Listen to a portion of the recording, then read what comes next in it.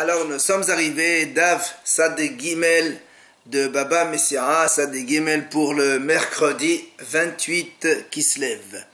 On était arrivé à la 12e ligne, nouvelle Mishnah. Matnitin, 12e ligne. Matnitin, la Mishnah enseigne. Process Adam Ali Atzmo. Un homme, il peut s'arranger avec, on est en train de parler que l'ouvrier, quand il travaille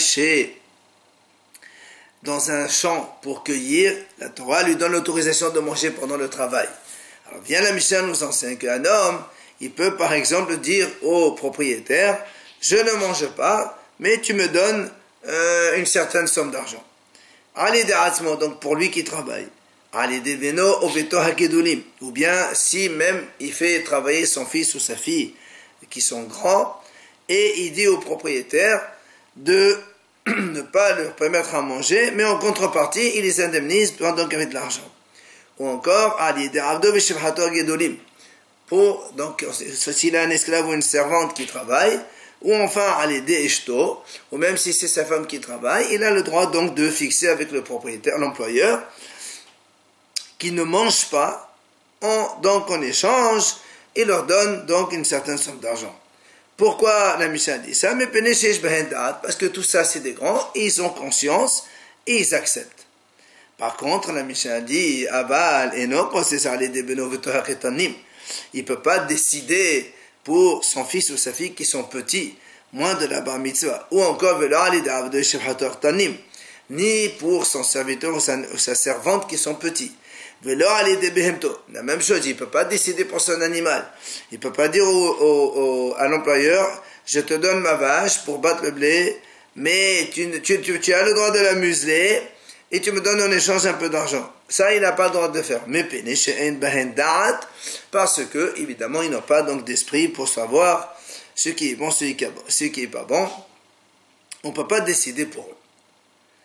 Deuxième idée de la Mishnah, si un homme, il emploie des ouvriers pour faire travailler dans un état d'éveil, c'est-à-dire la production de la 4e année. Nous savons que quand on plante des arbres, les 3 premières années, c'est hors là, c'est interdit de manger. La 4e année s'appelle l'état d'éveil, on ne peut pas les manger seulement que à Yerushalayim. Or, lorsque l'ouvrier va venir travailler, évidemment, il ne peut pas manger. Alors la Mishnah dit, évidemment, ils n'ont pas le droit de manger. Et maintenant, ça c'est dans la mesure où le propriétaire, l'employeur les a donc informé. Il me le dit, s'il leur a pas dit, par exemple, de venir travailler, eux croyaient qu'ils allaient manger. À la fin, il leur dit, non, vous ne pouvez pas manger, c'est dévaillé, c'est 4e année. Il n'a pas le droit. Dans ces cas-là, podé oma'achilan. Il doit racheter une certaine partie des fruits pour donc leur permettre aux ouvriers de manger.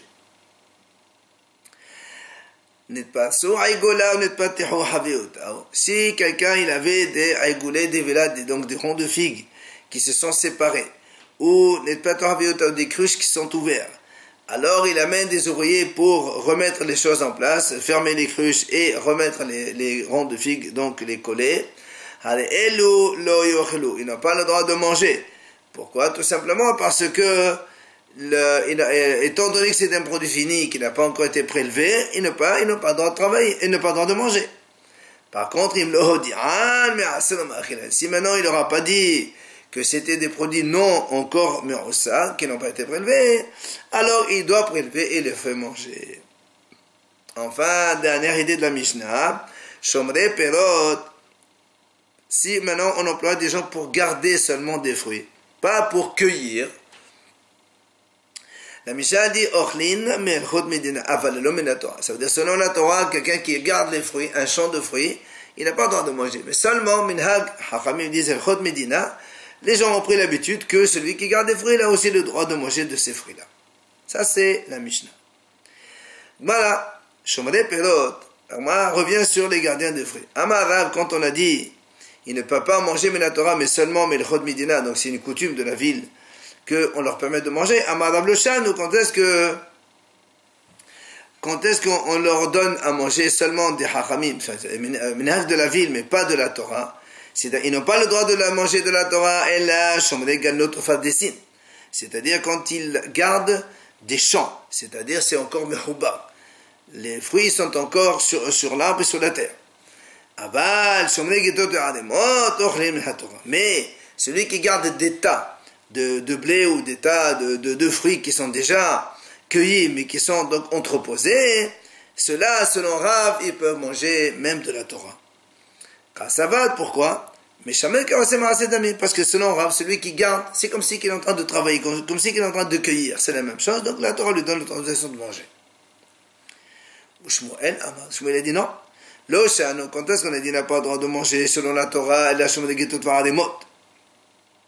seulement ceux-là qui gardent donc déjà une production qui est déjà accueillie et qu'elle est détachée du sol.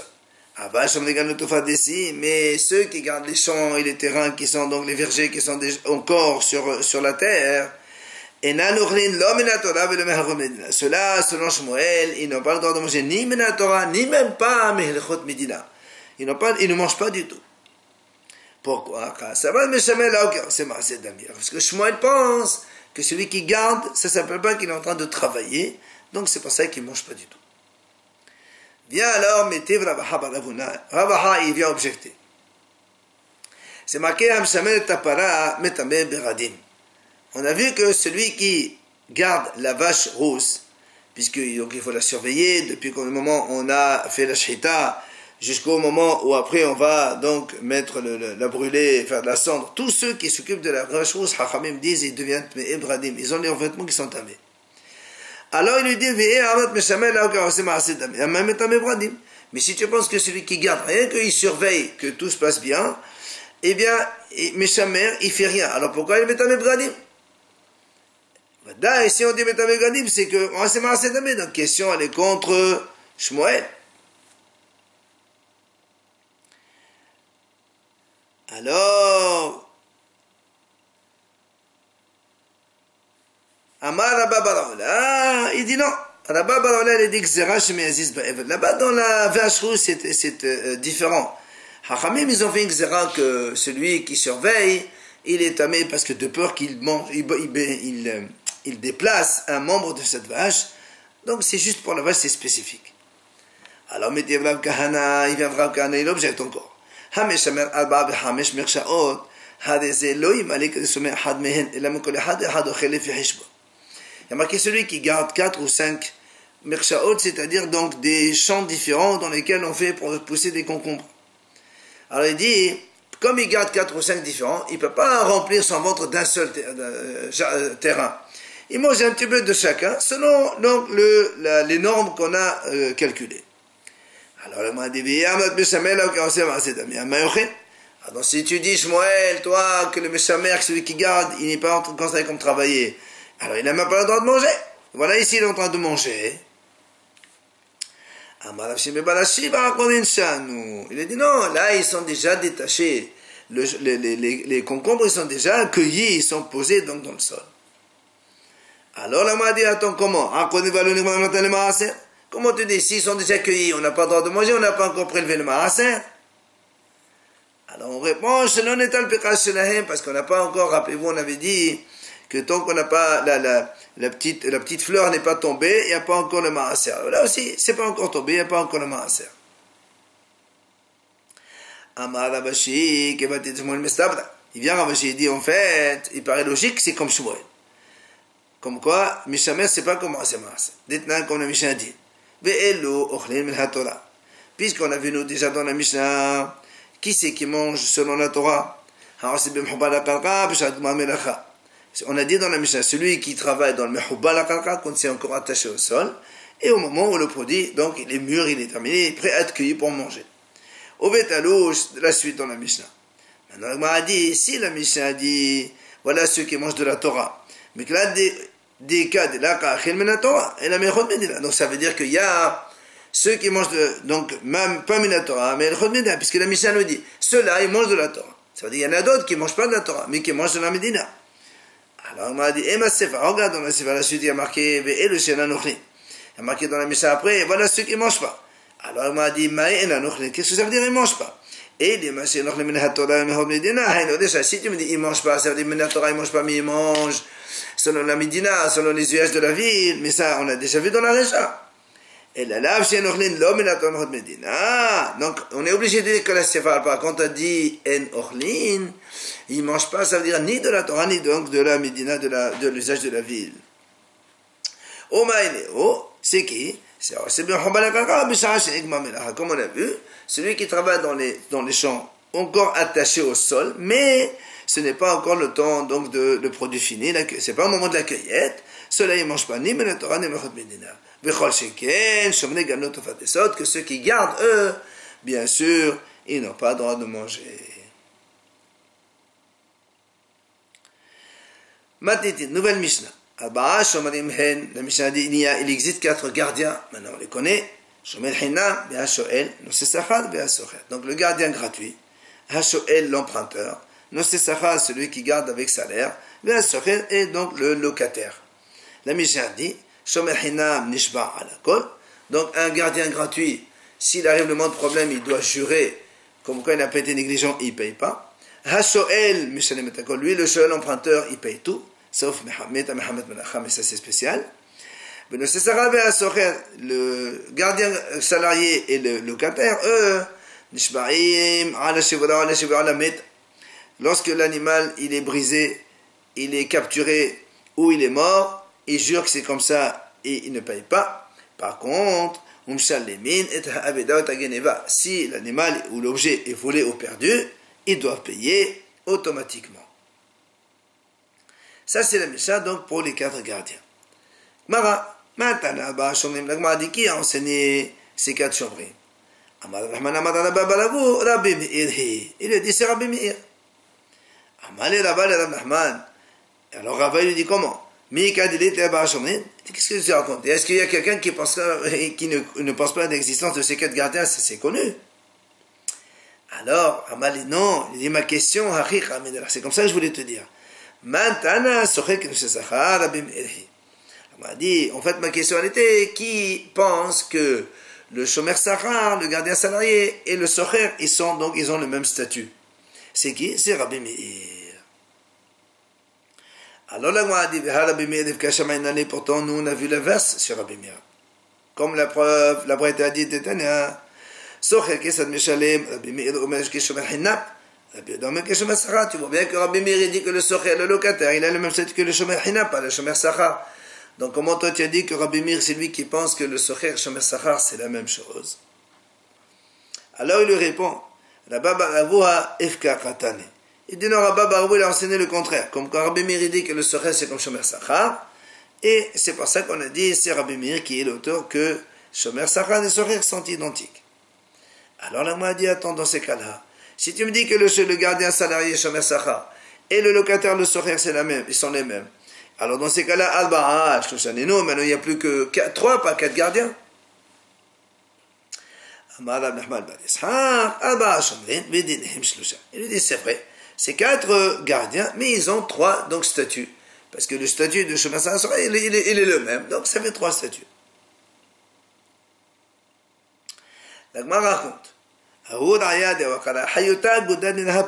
y avait un berger qui était en train de perdre des animaux sur le bord du fleuve Papa. Un des animaux il est tombé, il a glissé, il est tombé dans l'eau. Alors, de là-bas, il est venu le propriétaire chez Rabba. Rabba, il a dit que le berger, il est pas tort.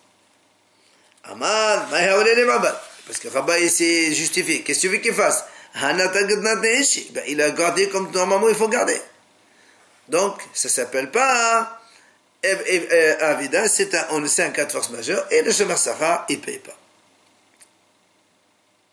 En fait, c'est un Socher, ou un Shomer Sachar.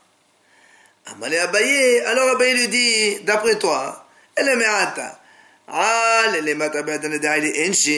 si dans ces cas-là tu dis que le berger il est rentré dans la ville, c'est-à-dire au moment où tout le monde rentre, il laisse les animaux seuls. Alors il est rentré, et là aussi tu vas me dire que il a fait comme tout le monde garde. Alors si c'est pas tout. Amalé, il le dit, Rabba, il lui dit, oui monsieur, c'est comme ça. Alors il continue de lui dire, alors si tu vas me dire dans ces cas-là, si le gardien il a dormi un tout petit peu, comme les autres ils ont l'habitude de faire, et après il y a un problème, tu vas me dire aussi il est pas tour. Ah malé, il va dire oui monsieur. Alors il va abayer là-bas, alors abayer lui objecte. Elohim onzin sheshomer sachar patur alayhim. Il lui dit voilà, nous on a vu dans une braïta c'est marqué, voilà ce qu'on appelle ones, que le shomer sachar, le gardien sarla, il est patour. Kéron, c'est comme le pasuk qui dit là-bas dans Iov, Watepol sheva watekahim, vetane alayhim ekol fehalav. C'est-à-dire qu'on parle ici d'un cas où il y a vraiment un cas de force majeure, c'est ça le ones. Mais si c'est comme ça, glisser ou autre chose, ça ne s'appelle pas ones. Alors comment tu dis toi que ici c'est pas trop? Alors il lui répond il lui dit là-bas justement c'était des gardiens qui devaient garder le hazamata, ça veut dire des gardiens qui devaient garder la ville, c'est eux qui devaient surveiller la ville. Alors comme ils devaient surveiller la ville dans la nuit, alors leur responsabilité elle est plus grande qu'un shomer sachar normal. Alors il lui objecte encore de nouveau, jusqu'à combien le shomer sachar doit garder? La Gemara répond là-bas, comme il a dit à la fin, dans la journée, c'était donc la grande chaleur qui me mangeait, et le soir, c'est le grand froid. Et donc tu vois bien que la responsabilité d'un gardien, elle est beaucoup plus que la normale. Alors il lui dit, là-bas aussi, c'était un gardien de nuit qui devait donc avoir une responsabilité beaucoup plus grande. Amalé, comment? Il dit comment? Est-ce que Yaakov, lui, c'était un gardien de la nuit? Alors il lui répond, il dit, parce que Yaakov, en fait, il s'est engagé devant la vanne de garder les animaux beaucoup plus comme un gardien de nuit. Alors, il était de nouveau abaillé contre Rabba, s'il y a un berger, il était en train de paître le troupeau. Il a laissé le troupeau, il est allé en ville. Il est venu ensuite un lion ou un loup, et ils ont dévoré un agneau, par exemple. Alors, la Braïta dit, En omdin elo haya sham haya masil. On ne dit pas, tiens, il est hayaf de payer, parce que s'il était là-bas, il aurait donc sauvé l'agneau. Et là, comment on fait? On dit, si il a la possibilité de sauver les animaux contre le lion, le loup, alors il est hayaf, sinon, pas tout. Alors, là, essaie de comprendre. Mais, de quoi on parle ici? N'est-ce pas qu'on parle qu'il est entré en ville comme tout le monde doit rentrer? Et donc, c'est sûr que dans ce cas-là, qu'est-ce qu'on dit nous? S'il avait le pouvoir de sauver, il est quand même hayab. Alors comment toi tu dis, que s'il rentre en même temps que tout le monde, il est pas tout. Ici on ne dit pas comme ça dans la Braïta. Alors il lui dit non, là, il lui dit non, celui-là il est rentré pas au moment que tout le monde rentre. Il a laissé le troupeau tout ça, c'est pas ça qu'il est hayab. Ah, il a dit, pourquoi tu dis que s'il ne pouvait pas sauver, c'est pas tout? Il a déjà, hayab. Et si c'est au début, il a fait une négligence, même si après il y a honnête, c'est des hayab. Alors, la Gemara répond, des shama, il a dit non, parce qu'en fait, il a entendu le bruit d'un lion. Et c'est pour ça qu'il est entré à cause de la peur qu'il a eue. Alors, il m'a dit, alors pourquoi tu me dis on évalue s'il pouvait ou pas sauver? Ben s'il avait entendu lui qui s'est sauvé, qui va encore?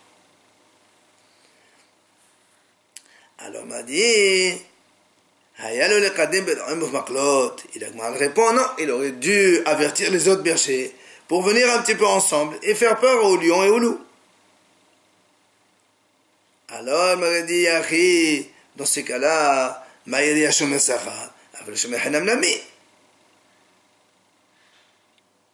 Il dit dans ces cas-là, pourquoi alors donc seulement le Shomer Sachar il est Hayav? Même un Shomer Hinam aussi, ça s'appelle une négligence, il n'a pas amené tout le monde pour pouvoir défendre le troupeau.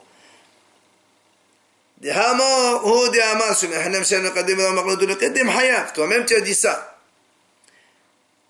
Shomer Hinam, qu'il aurait pu défendre en avertissant les bergers et en amenant les bâtons, il n'a pas fait. Il est Hayav quand même.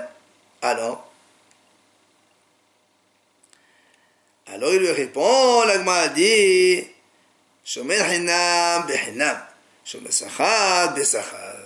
Il dit, c'est vrai. La différence, c'est que le Shomer Hinam, comme il est gardien gratuit, il a l'obligation d'amener tout le monde, enfin, seulement behinam. Et par contre, le Shomer Sachar, lui, il doit même payer pour d'autres bergers pour venir l'aider à donc sauver ce troupeau. Alors, l'Agma dit, jusqu'à combien? Ad kedid mehen. Jusqu'à hauteur, donc, des animaux qu'il est prêt à sauver, il doit ramener donc des gens pour l'aider, éventuellement, à donc défendre le troupeau. L'Agma dit, mais on a vu, chez Bishomer Sachar, Shahaya Be'onsin, Dada Shakil Mehen Meba'al Abayit. Non, Shahaya Be'onsin, l'Agma dit, où tu as vu que le Shomer Sachar, il est Hayab Be'ones, comme ici, puisque tu me dis, toi, il est obligé d'aller chercher de l'aide pour que ensuite il doit sauver. Il répond, non, tu crois qu'il va payer de sa poche, après il va aller récupérer l'argent chez le propriétaire.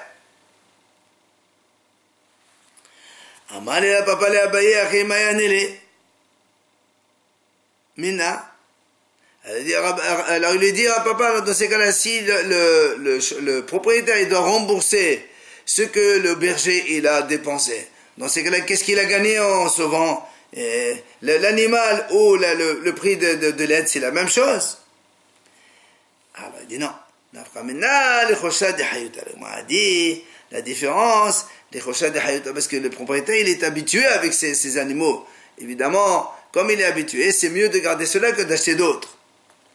Et Nami, ou encore une autre réponse, elle m'a dit, il vaut mieux conserver les mêmes animaux que de prendre, avoir de l'argent et acheter d'autres, c'est une fatigue encore supplémentaire. La Gemara vient dire, Rav Hasda ben Abba balavuna las velaluhat Rabba. Il dit, la Gemara, que Rav Hasda et Rabba Barona, eux, ils ne pensent pas comme il a dit Rabba. C'est-à-dire que le berger, comme il a dit Rabba là-bas, il n'est pas obligé de faire plus d'efforts que les autres. Parce que parce que justement, le monsieur propriétaire peut lui dire, moi c'est pour ça que je te donne un salaire, justement, c'est pour faire une garde beaucoup plus que les hommes normaux ils font.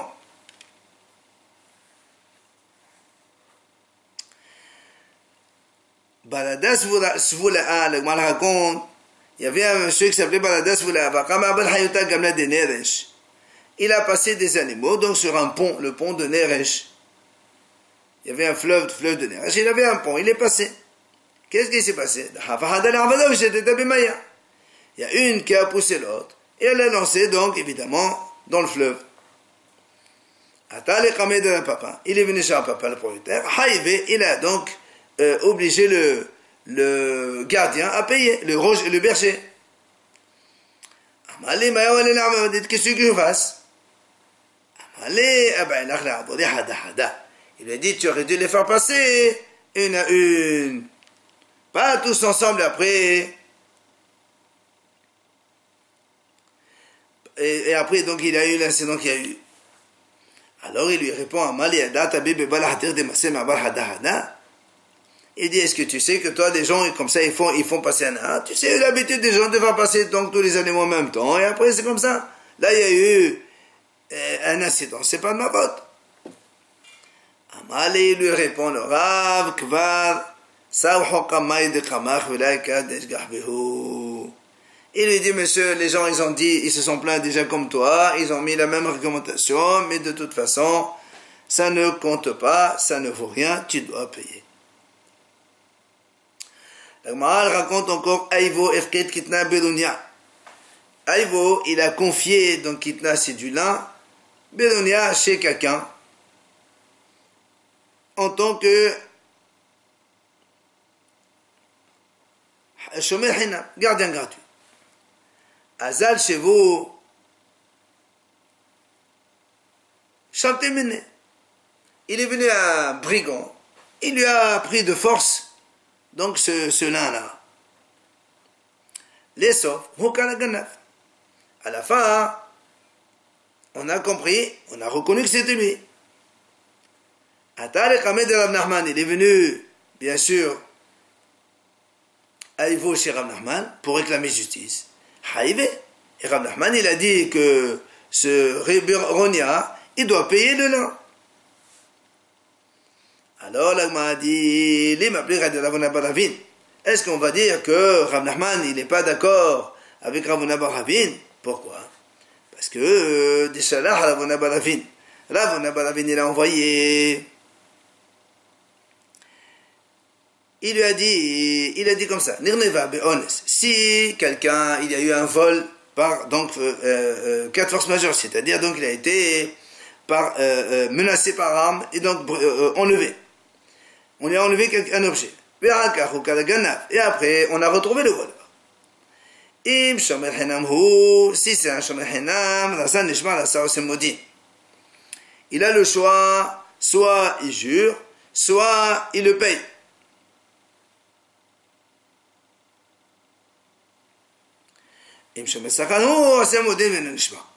Si maintenant c'est un gardien salarié, lui, il doit payer, il ne jure pas. Donc ça, c'est Ravuna, il dit ça.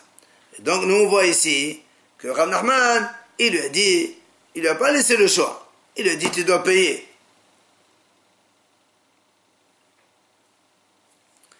Alors, l'Agma a dit, Amaraba, Hatam, Gabriel de Falmuska Havokaimi, de la Makala ou Atum Asenle. Il vient Rabba, il dit, non, là-bas c'est différent. Parce qu'en vérité, il y avait là-bas des policiers qui étaient pas loin. S'il avait crié un peu, les policiers seraient venus, il l'aurait sauvé. Donc, il y a une certaine négligence. C'est pour ça que Rav Nachman, il a obligé à payer.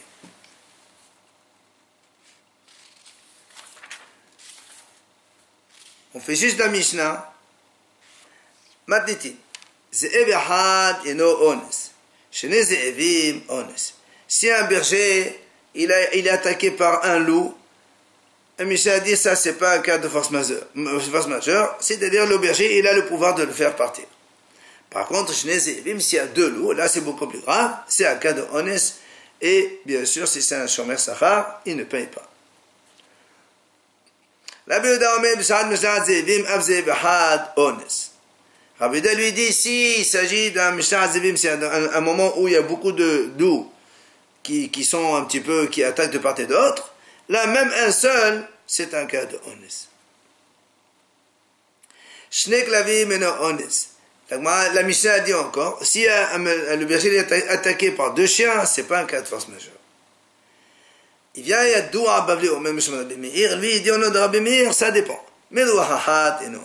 Mais c'était l'ouahat. Si les 2 chiens ils viennent du même côté, ça c'est pas un cas de force majeure. Mais si un il vient de chaque côté, là c'est un cas de force majeure. Halestim, hadeze ones. Évidemment, un brigand armé, c'est un cas de force majeure.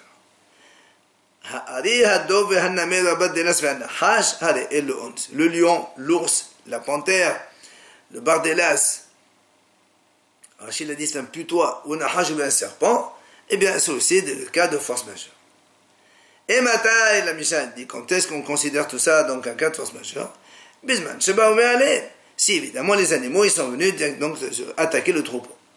Aval,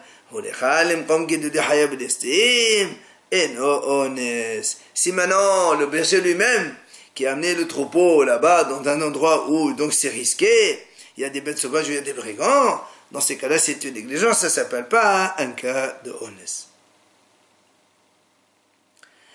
Mais la Michel termine, si l'animal il est mort tout seul, évidemment c'est un cas de force majeure. Si maintenant le monsieur il a fait souffrir soit il avait dit au soleil, soit dans le froid, soit il n'a pas donné à manger, tout ça, et elle est morte, c'est sûr que dans ce cas-là, c'est pas un cas de honest, il doit payer.